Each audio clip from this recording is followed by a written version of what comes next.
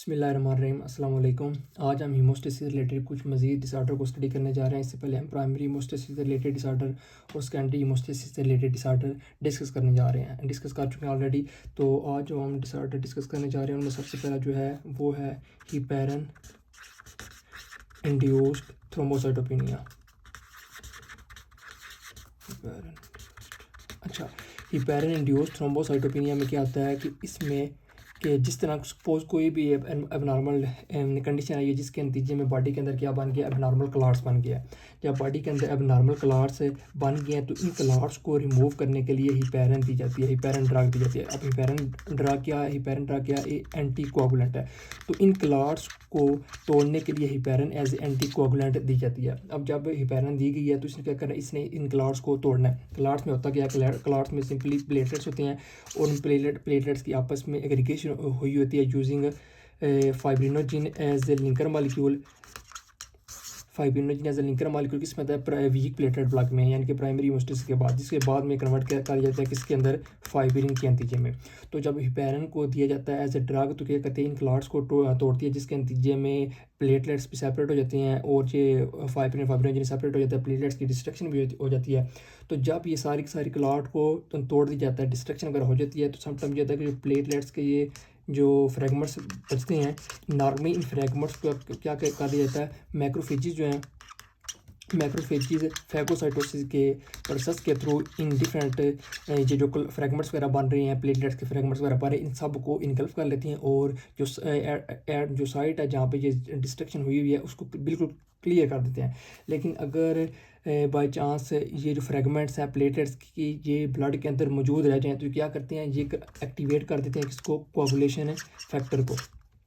जब हमने coagulation factor को पढ़ा था तो हमने कहा था कि कोआगुलेशन फैक्टर्स जो हैं उन्हें एक्टिवेशन के लिए चाहिए होती है, उनका एक्सपोजर होना ज़रूरी है कुछ एक्टिवेटिंग सब्सटेंस के साथ। अच्छा, इनमें क्या था, इनमें एक था सब एंडोथेलियल कोलेजन जो इंट्रिंसिक पाथवे के अंदर जो कोआगुलेशन फैक्टर मौजूद हैं उन्हें एक्टिवेट करती है। इसके अलावा ये एक्टिवेट हो सकते हैं टिश्यू थ्रोम्बोप्लास्टिन के नतीजे में, जो कि एक्सट्रिंसिक पाथवे के अंदर जो इन्वॉल्व कोआगुलेशन फैक्टर उन्हें एक्टिवेट करती है। लेकिन इसके अलावा हमने दो और चीज़ें डिस्कस की थी कि जो प्लेटलेट्स की जो फॉस्फोलिपिड मेम्ब्रेन है वो इटसेल्फ भी क्या कर सकती है, इनको एक्टिवेट कर सकती है कोआगुलेशन फैक्टर को। इसके अलावा जो प्लेटलेट्स के अंदर कैल्शियम मौजूद होती है, तो जो कैल्शियम उसकी ग्रैन्यूल्स के अंदर मौजूद होती है वो भी इन कोआगुलेशन फैक्टर को एक्टिवेट कर सकती है।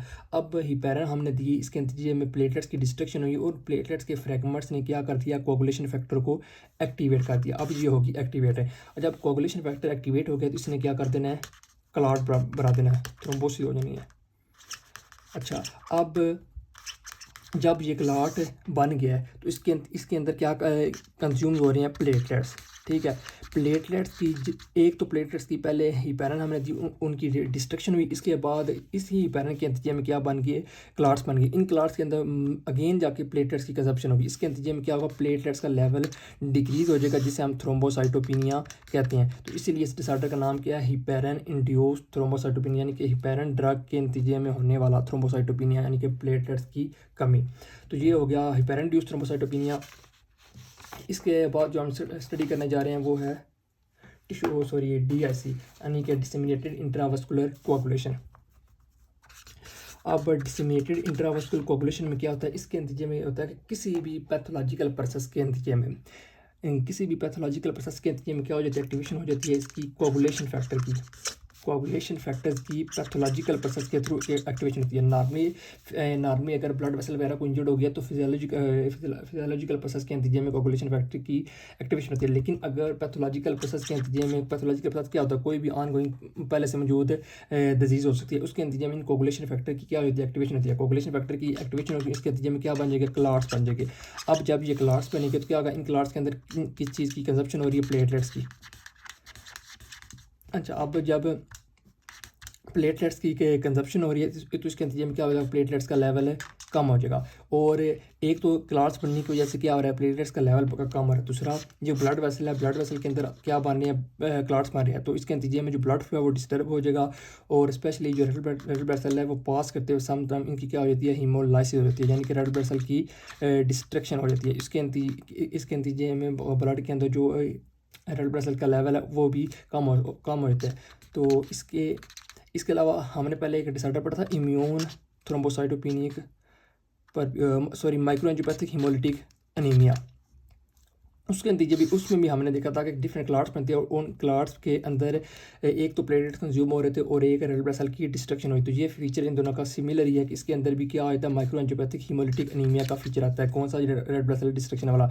इसके अलावा डीएस के अंदर क्या हो रही है, क्लाट्स बन रही है जिसके नतीजे में प्लेटलेट्स के लेवल कम हो रहा है। फिर इसके बाद आते हैं इसके क्लिनिकल फीचर्स की तरफ। क्लिनिकल फीचर्स में क्या होगा, एक इसके अंदर हो जाएगी ब्लीडिंग। डीएस के नतीजे में क्या हो जाएगी, ब्लीडिंग, क्योंकि प्लेटलेट्स का लेवल डेंजरस लेवल तक कम हो रहा है, ब्लीडिंग हो जाएगी। फिर इसके अलावा इन्फेक्शन वगैरह हो जाता है और यहाँ स्टीमिया हो सकता है, क्योंकि जो रेड ब्लड सेल है उनका लेवल कम हो रहा है, ऑक्सीजन प्रॉपर डिलीवर नहीं हो पाती। फिर इसके बाद हम देखते हैं कि हमने कहा था कि डीएसई में के अंदर पैथोलॉजिकल प्रोसेस के नतीजे में ये एक्टिवेट होते हैं कोगुलेशन फैक्टर। वो पैथोलॉजिकल फैक्टर्स या डिसऑर्डर क्या हो सकते हैं, उनमें एक ऑब्स्टेट्रिक कॉम्प्लिकेशन। ऑब्स्टेट्रिक कॉम्प्लिकेशन में क्या क्या होता है कि ऑब्स्टेट्रिक कॉम्प्लिकेशन में इस तरह हो सकता है कि जो फीटस है, फीटस को साउंड कर रहा होता है एमनियोटिक फ्लूइड, और जो एमनियोटिक फ्लूइड है वो क्या कर सकता है, एक्टिवेट कर सकता है इसको कोगुलेशन फैक्टर को, क्योंकि एमनियोटिक फ्लूइड के अंदर मौजूद होते हैं टिश्यू थ्रोम्बोप्लास्टिन। वो टिश्यू थ्रोम्बोप्लास्टिन को एक्टिवेट कर सकते हैं कोगुलेशन फैक्टर को। एक ऑब्स्टेट्रिक कॉम्प्लिकेशन हो सकती है। ऑब्स्टेट्रिक कॉम्प्लिकेशन के नतीजे में क्या हो सकती है, डीएसई हो सकती है। फिर इसके अलावा डिफरेंट सेप्सिस यानी कि बैक्टीरियल इन्फेक्शन वगैरह हुए हैं, तो जो बैक्टीरियल इन्फेक्शन के नतीजे में जो बैक्टीरिया डिफरेंट एंडोटॉक्सिन रिलीज़ करते हैं, वो एंडोटॉक्सिन क्या करते हैं, डिफरेंट टिश्यू फैक्टर्स की ना जो सिंथेसिस है उसे इंक्रीज़ करवाती हैं, और एज अ रिजल्ट क्या हो सकती है, क्लॉट फॉर्मेशन हो सकती है। फिर इसके अलावा जो स्नेक बाइट है, स्नेक बाइट के बाद जो क्या उसका नाम है, वेनम दी जाती है, वो भी क्या कर सकती है, एक्टिवेट कर सकती है कोगुलेशन फैक्टर को। फिर इसके अलावा acute promyelocytic leukaemia. Acute promyelocytic leukaemia में क्या होता है कि एबनॉर्मल इमेच्योर प्रोमाइलोसाइट बने रहते हैं। इन प्रोमाइलोसाइट के अंदर क्या होती हैं, ग्रेन्यूल होती हैं। वो ग्रेन्यूल जो होती हैं उनके वो ग्रेन्यूल के अंदर जो मटीरियल स्टोर होता है वो क्या कर सकता है, कोगुलेशन फैक्टर की सिंथेसिस को इंक्रीज भी कर सकता है और कोगुलेशन फैक्टर्स को एक्टिवेट भी कर सकता है। अच्छा, तो ये था पैथोलॉजिकल प्रोसेस जिसके नतीजे में डीएसई एक्टिवेट हो सकती है। फिर इसके अलावा इसके हम देखते हैं लैब फाइंडिंग। सबसे इंपॉर्टेंट जो फीचर है इसका लैब फाइंडिंग्स, वो देखते हैं लैब फाइंडिंग्स। अच्छा, लैब फाइंडिंग्स के अंदर एक तो यह है कि इसके अंदर प्लेटलेट्स की कमी हो रही है, क्योंकि सारी सी बात क्लॉट पड़ रही हैं, तो प्लेटलेट्स कंज्यूम हो रहे हैं, तो क्या हो जाएगा, प्लेटलेट्स की कमी हो जाएगी। फिर इसके अलावा क्या हो रहा है कि इसके अंदर पीटी और पीटीटी का लेवल क्या इंक्रीज़ हो रहा है, क्योंकि कोगुलेशन फैक्टर इसके अंदर कंज्यूम हो रहा है, एज रिजल्ट पीटी और पीटीटी का लेवल इंक्रीज़ हो जाएगा। फिर इसके अलावा क्या हो सकता है, इसके अंदर माइक्रो एंजियोपैथिक हीमोलिटिक एनीमिया, उसका फीचर आ सकता है, माइक्रो एंजियोपैथिक हीमोलिटिक एनीमिया। अच्छा, फिर इसके अलावा जो मोस्ट इंपॉर्टेंट इसका फीचर है कि बॉडी के अंदर, हमारी बॉडी के अंदर डीएसई के नतीजे में बनने क्लॉट्स, उन क्लॉट्स को ख़त्म करने के लिए नॉर्मल जो फाइब्रिनोलाइसिस का प्रोसेस है वो भी जारी है, और फाइब्रिनोलाइसिस के प्रोसेस के नतीजे में क्लॉट्स को तोड़ा जाता है। क्लॉट्स को तोड़ने के नतीजे में क्या बन जाते हैं, डिफरेंट फाइब्रिन स्प्लिट प्रोडक्ट्स, क्योंकि ये प्लेटलेट्स ये आपस में फाइब्रिन के थ्रू लिंक थी। जब हमने इन क्लॉट्स को तोड़ा तो एज रिजल्ट क्या बन गया, फाइब्रिन स्प्लिट प्रोडक्ट्स। ये इसका मोस्ट डिस्टिंग्विशिंग फीचर है, फाइब्रिन स्प्लिट प्रोडक्ट्स। फिर इसके अलावा और इसके फीचर क्या होते हैं, इसके अंदर क्लॉट्स बने हैं, तो एज अ रिजल्ट जो एक तो क्लॉट की डिस्ट्रक्शन के नतीजे में फाइब्रिन स्प्लिट प्रोडक्ट बन रहे हैं। इसके अलावा क्लॉट्स के अंदर कंज्यूम हो रहे हैं प्लेटलेट्स का लेवल भी कम हो गया। इसके अलावा क्लॉट्स के अंदर क्या कम कंज्यूम हो रहा है, फाइब्रिनोजिन, तो फाइब्रिनोजिन का लेवल भी क्या हो जाता है, डिक्रीज हो जाता है। फिर इसके बाद आते हैं इसके ट्रीटमेंट की तरफ है। ट्रीटमेंट के अंदर सबसे जो सिंपल काम है वो हम कहते हैं कि जो डिफरेंट ऑन गोइंग डिसऑर्डर है, जो different on going primary disorder है, उन्हें क्या कर दिया जाता है, प्राइमरी डिसऑर्डर को ट्रीट किया जाता है। फिर इसके अलावा ब्लड के अंदर डिफरेंट प्रोडक्ट्स ट्रांसफ्यूज किए जाते हैं, लाइक जिस तरह हम प्लेटलेट्स की कमी हुई है तो प्लेटलेट्स वगैरह ट्रांसफ्यूज किए जाते हैं ताकि इनका लेवल नॉर्मल हो जाए, इसके जो प्लेटलेट्स की कमी की वजह से जो फीचर्स आ रहे हैं उनसे रिलीव हो। फिर इसके बाद जो थर्ड डिसऑर्डर हम डिस्कस करने जा रहे हैं वो है disorder of fibrinolysis. Disorder of fibrinolysis. अच्छा, इसमें क्या होता है कि फाइब्रिनोलाइसिस का प्रोसेस जो नॉर्मल फाइब्रिनोलाइसिस का जो प्रोसेस है वो अल्टर हुआ है। नॉर्मल फाइब्रिनोलाइसिस में क्या होता है कि कोई भी एंडोथेलियल लाइनिंग डैमेज होगी, जहाँ से डैमेज होगी, इसके नतीजे में क्या बन गया, क्लॉट बन गया। क्लॉट बन गया तो ये वेसल साथ ही क्या करना चाहिए, वेसल के साथ साथ हीलिंग भी स्टार्ट हो जाती है। क्लॉट बनने के नतीजे में ब्लड की जो ब्लीडिंग है वो तो रुकी, लेकिन आस्ते तो साथ साथ ब्लड की जो वेसल है उसकी भी हीलिंग भी स्टार्ट हो जाती है। जब ये हीलिंग कंप्लीट हो जाती है तो ये क्लॉट है इसे क्या कर दिया जाता है, रिमूव कर दिया जाता है थ्रू द प्रोसेस ऑफ फाइब्रिनोलाइसिस। ये था नॉर्मल प्रोसेस। अब फाइब्रिनोलाइसिस के प्रोसेस में क्या होता है कि ब्लड के अंदर में जो होते हैं टिश्यू प्लाज्मिनोजेन एक्टिवेटर जो होते हैं वो कन्वर्ट कर देते हैं प्लाज्मिनोजेन को प्लाज्मिन के अंदर।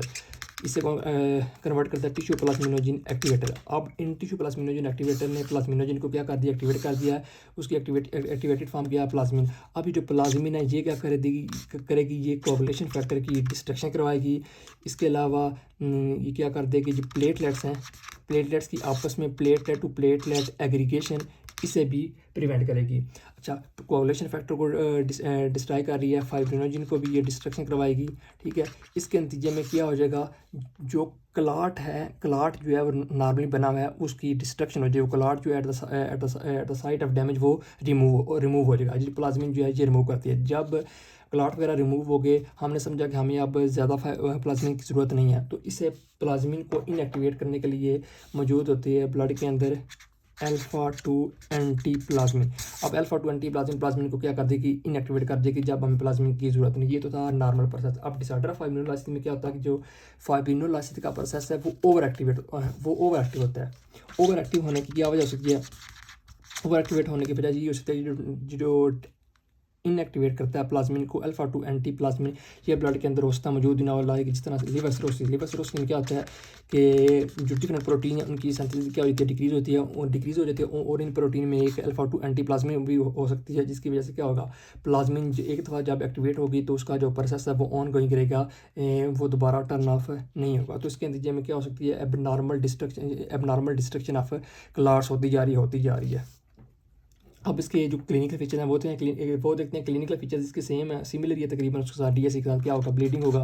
ब्लीडिंग के अलावा क्या हो सकती है, इन्फेक्शन और स्टीमिया और डिफरेंट टिश्यू हो सकती है। लेकिन इसके जो लैब फाइंडिंग है उसके जो फीचर्स हैं कुछ वो इससे डिफरेंट है डीएससी के साथ। पहली बात तो यह है कि इसके अंदर जो प्लेटलेट्स वगैरह का लेवल है वो कम नहीं हो रहा, क्योंकि इसके अंदर प्लेटलेट्स की ऐसा एक्सेसिव डिस्ट्रक्शन नहीं हो रही। ये जो प्लाज्मिन भी ये क्या कर रही है, प्लेटलेट टू प्लेटलेट एग्रीगेशन को प्रिवेंट कर रही है, उन्हें डिस्ट्रॉय नहीं कर रही।